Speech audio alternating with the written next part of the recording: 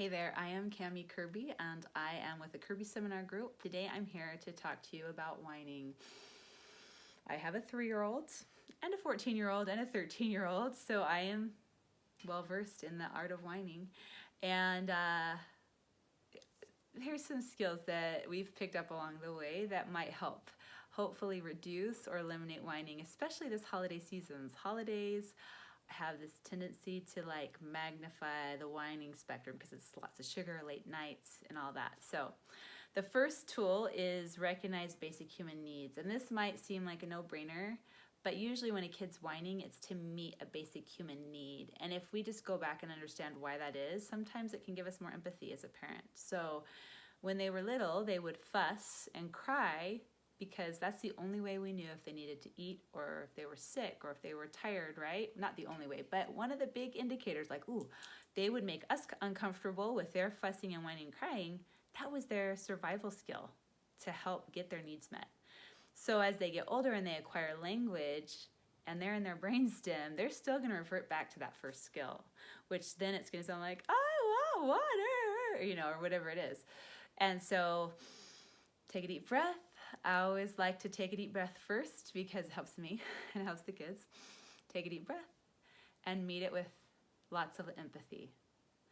Man, you look so sad. That is so hard to be thirsty or whatever it is. That is so hard to be hungry. I hate being hungry. Then you're gonna back that up. This is the second tool. You're gonna back that up with an enforceable statement. What an enforceable statement is, a love and logic lingo for telling a kid what you're willing to do. There's 2 ways you go about this as a parent. You could say, stop whining. I will not get that to you till you stop whining. Not very classy and not very effective. More effective sounds like, man, that is so hard to be hungry. I am happy to get you a snack as soon as you ask, with a big girl voice. Right?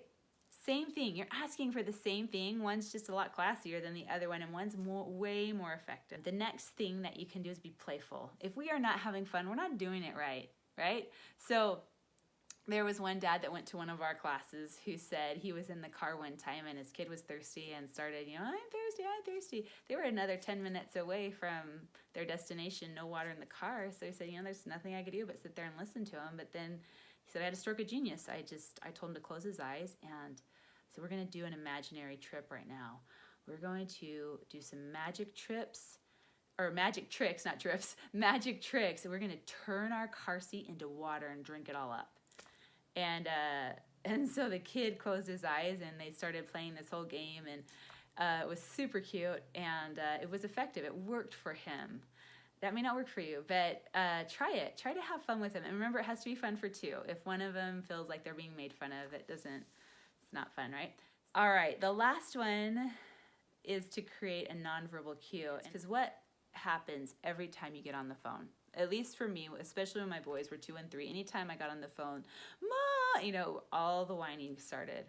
And so when things were going well, not in the moment, but when things were going well, I said, hey, I have this cool plan. We are going to create a secret code when I am on the phone and you need me. What you're going to do is you're going to hold my hand and you're going to look me in the eyes. And when I look down at you, you're going to nod your head and I'm going to nod my head. And we're going to know that means I hear you, I see you, and I'm going to help you as soon as I'm done. And I'm going to try to get off the phone as fast as I can. Okay? Let's practice. And then we had a little practice round right then, and I was amazed at how well it worked. And then that even translated over to social settings where I was talking to other adults. They would come up as a 3-year-old. These are things that 2 and 3-year-olds can understand and do. When we just teach them and we set up these skills and these tools to give them success. So, we'd be at a party and they'd come hold my hand and I'd look at them, they'd look at me, we'd nod our head, and we knew, I was gonna let whoever finish and say, hey, can I hold on 1 minute, and see what they needed. So everyone feels respected. So just a recap of these tools, hopefully they help get you through the holidays. Recognize basic human needs, meet them with a lot of love and empathy. Lock it in with an enforceable statement, let them know what you're willing to do, and coach them through it if they need help.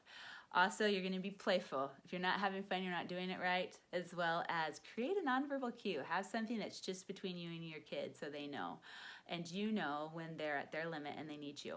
We'd love to hear back from you. If you have any ideas or tips for what's helped you with whining, shoot us an email and let us know. We'd love to hear.